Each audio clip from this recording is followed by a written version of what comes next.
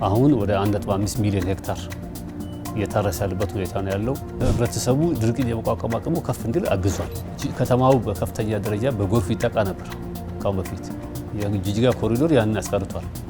የሸቤሌ ወንዝ አለ፣ የጋናሌ አለ። ወደ 4 ወንዞች አሉን። በተለይ በእነዚህ በ4 ትላልቅ ከተሞች ላይ አስፋልት ስራዎች ተሰርተዋል። ወደ ሌሎች ከተማዎች የማስፋፋት ስራዎች አሁን ተጀምረዋል። ክልሉ የነበረውን ገጽታ ቀይሯል።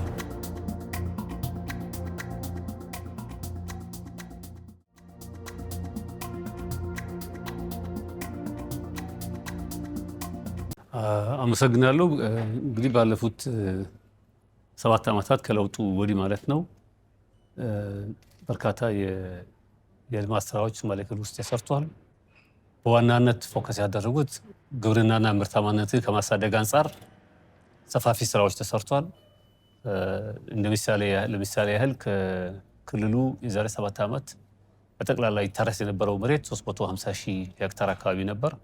አሁን ወደ 1.5 ሚሊዮን ሄክታር እየታረሰ ያለበት ሁኔታ ነው ያለው። የሚሰሩ በርካታ ስራዎች አሉ። በተለይም በወንዝ አካባቢ የሸቤሌ ወንዝ አለ፣ የጋናሌ አለ። ወደ 4 ወንዞች አሉን። በሲቲ ዞን አካባቢ ደግሞ ከፍተኛ የውሃ ክምችት ስላለ እዛ አካባቢ የኢሪጌሽን ስራዎች ይሰራሉ እና በእነዚህ በአጠቃላይ የመኖ ማምረት ስራዎች ይሰራሉ።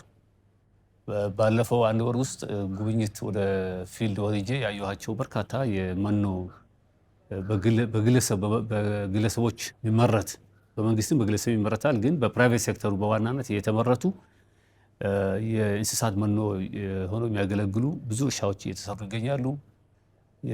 ሌሎች ምርቶችም እንደ በቆሎ የመሰሉ ዋናው ምርት ከተመረተ በኋላ የቀሪዎቹ ለመኖ የሚሆኑበት ሁኔታ እየተሰሩ ነው ያሉት። ስለዚህ በመስኖ አካባቢ ብዙ ለውጦች አሉ። የሚፈለገውን ያህል ነው ለማለት አይቻልም፣ ግን ከነበረው አንጻር ሲታይ ጎዴ አካባቢ ብቻ በአሁኑ ሰዓት ከ7000 በላይ ሄክታር በመስኖ የለማ ህዝቡ የተጠቀሙ ያለበት ሁኔታ ነው ያለው። ካለው የክልሉ መሬት ስፋትና ለእርሻ ከሚሆን መሬት አንጻር ስቲል ገና ነን ማለት ይቻላል። ገና ነን። ከ10 ሚሊዮን የሚገመት ሄክታር ነው በክልሉ ውስጥ ሊታረስ የሚችለው።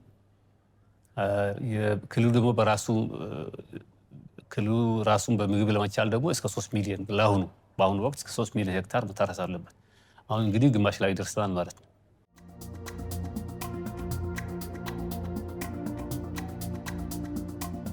ከዛ ባሻገር በጤና፣ በትምህርት፣ በመንገድ፣ በውሃ እና በከተማ ልማት ከተማ አርባናይዜሽን አካባቢ ሰፋፊ ስራዎች ተሰርቷል።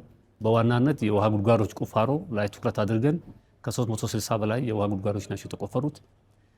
ከ10 በላይ መለስተኛ ዳሞች ተሰርተዋል። ወደ 15 የሚሆኑ የገጠር መልቲ ቪሌጅ ብዙ መንደሮችን ያካተተ የውሃ ዝርጋታም ተሰርቷል። ትላልቅ ከተሞች የሚባሉት እነ ጂጂጋ፣ እነ ጎዴ፣ ዋርዴር፣ ደጋቡር ውሃ ይገባላቸውም በዚሁ በለውጡ ጊዜ ነው።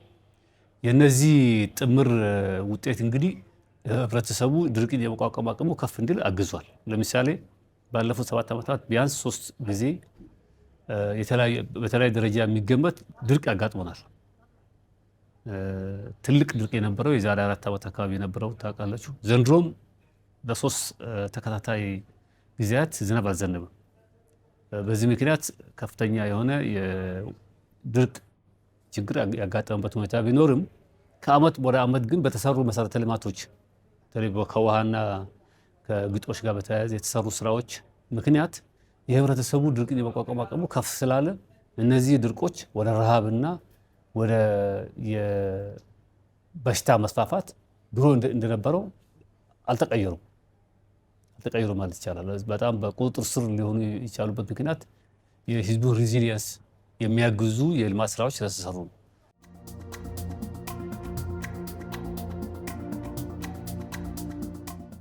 ጂጂጋ ከተማ ከኮሪደር ልማቱ ጨምሮ ወደ 60 ኪሎ ሜትር የአስፋልት መንገድ ነው ጂጂጋ ከተማ ብቻ የተሰራው። በገጠር አካባቢዎችም ሰፋፊ የህዝቡን ኑሮ የለወጡ መንገዶች ተሰርቷል። ከተማ አካባቢ ያየ እንደሆነ በእጅጋ የተወሰነ አይደለም። ጎዴ፣ ቀብዳር፣ ደጋቡር በተለይ በእነዚህ በአራት ትላልቅ ከተሞች ላይ አስፋልት ስራዎች ተሰርተዋል። ከ2000 በላይ ኪሎ ሜትር የጥርጊያ መንገዶች ገጠር አካባቢ ተሰርተዋል። እነዚህ እንግዲህ በክልል ደረጃ የተሰሩ ናቸው። በፌደራል ደረጃ ትላልቅ ፕሮጀክቶች፣ የአስፋልት ፕሮጀክቶች፣ የዞን ከተሞችን የሚያገናኙ እንትኖች ተሰርተዋል። ኤርፖርት፣ የጎዴ ኤርፖርት የተሰራበት ሁኔታ አለ።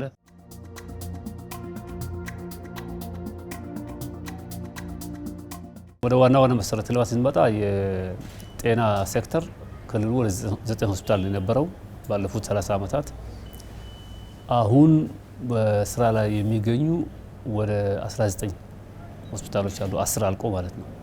በግንባታ ላይ ያሉ ደግሞ ከ10 በላይ አሉ። ስለዚህ በጠቅላላ በአመት ውስጥ ከ9 ሆስፒታል ወደ በሚቀጥሉ አመት ውስጥ ወደ 30 ሆስፒታል የሚንገባበት ሁኔታ ነው ያለው። ይሄ የጤና ተደራሽነትን በሰፊው ያስፋፋል። ከትምህርት ጋር በተያያዘ ከ700 በላይ ትምህርት ቤቶች ተሰርቷል። ከነዚህ ውስጥ ወደ 100 የሚሆኑት ሁለተኛ ደረጃ ትምህርት ቤቶች ናቸው። ከነዚህ ውስጥ ደግሞ ወደ 12 የሚሆኑት የቦርዲንግ ስኩሎች ናቸው፣ አዳሪ ትምህርት ቤቶች። ወደ 4 የሚሆኑ የቴክኒክና ሙያ ኮሌጆች ተሰርቷል።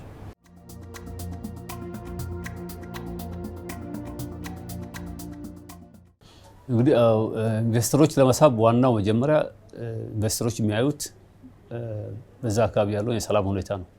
ካሁን በፊት ብዙ ሰው ወደኛ ክልል መጥቶ ኢንቨስት እንዳያደርግ የሀገር ውስጥም የውጭ ሀገርም ክልላችን መጥቶ ኢንቨስት እንዳያደርግ ችግር ማነቆ የነበረው የሰላሙ ሁኔታ ነው።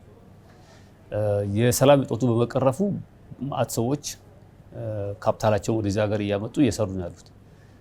በግብርናው ሴክተር ይሳተፋሉ፣ በጤናው ሴክተር ይሳተፋሉ፣ በኢንዱስትሪ መለስተኛ ኢንዱስትሪዎችን በማቋቋም ይሳተፋሉ። የኢንቨስትመንት መሳቢያ ስራዎችንም ክልሉ እየሰራ ይገኛል።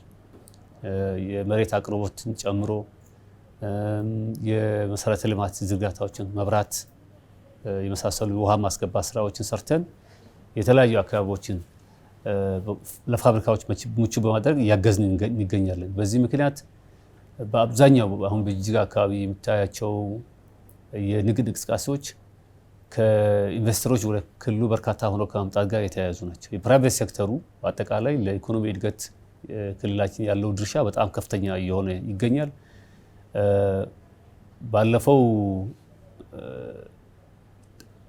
ባለፈው አመት ብቻ አይ ቲንክ በቢሊዮን የሚቆጠር ካፒታል ይዞ የገቡ ኢንቨስተሮች በተለይም በአገልግሎት ሴክተር፣ በትራንስፖርት እና በማኑፋክቸሪንግ ሴክተር የገቡ ብዙ ባለሀብቶች እየገቡ ናቸው። በዋናነት የሚመጡት በአብዛኛው የክልሉ ተወላጅ ሆነው ለረጅም ጊዜ ክልል ውስጥ ያልነበሩ ወደ ዲያስፖራ የሄዱ አሉ። ከኬንያ የሚመጡ አሉ፣ ከውጭ ሀገር የሚመጡ አሉ። በአገር አቀፍ ደረጃ ደግሞ የሚመጡ ኢንቨስተሮች አሉ። ስለዚህ ኢንቨስትመንት ሁኔታው በጣም ምቹ ነው፣ እየተሻሻለ ይገኛል። የሆቴል አካባቢ ያሉ ኢንዱስትሪዎች፣ መለስተኛ ኢንዱስትሪዎች ለምሳሌ የመኖ ማቀነባበሪያ፣ የአግሮ ፕሮሰሲንግ፣ ሌሎች የአግሮ ፕሮሰሲንግ የሚሰሩ አሉ። የእብነበረድ ስራዎች የሚሰሩ ድሬዳዋ አካባቢ ትልቁ ግራናይት ፋክተሪ የሚሰሩ አሉ። በእነዚህ ዙሪያዎች በርካታ ኢንቨስተሮች ወደ ሀገር ቤት እየገቡ ነው ያሉት።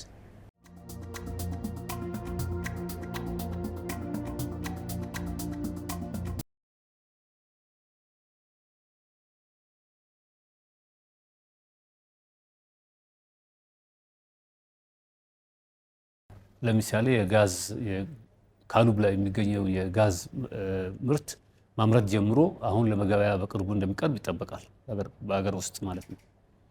የማስፋፋት ስራም እየተሰራ ይገኛል። እነዚህ ሁሉ የልማት ስራዎች እንግዲህ ክልሉ የነበረውን ገጽታ ቀይሯል። ከቱሪዝም ጋር የመጀመሪያው የቱሪዝም ማዕከል ሸቤሌ ጅጅጋ አጠገብ ላይ ተሰርቷል። በዚህ ምክንያት ክልሉ በአሁኑ ሰዓት በልማት ጎዳና ላይ ይገኛል። የፖለቲካ መረጋጋቱና የሰላም መሆኑ ዋናው ምክንያቱም ያመጣው ይሄ ልማት ነው ማለት ይቻላል።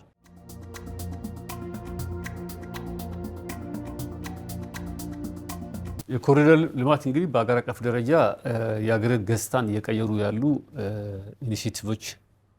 ኢኒሼቲቭ ነው። በክልላችንም ጅጅጋ ከተማ ነው በዋናነት መጀመሪያ የጀመርነው። ወደ ሌሎች ከተማዎች የማስፋፋት ስራዎች አሁን ተጀምረዋል። ጅጅጋ ላይ ግን በጣም ጥሩ መንገዶች፣ የመሰረተ ልማት ያሻሻሉ፣ የህዝቡን ኑሮ ያመቻቹ፣ ዝም ብሎ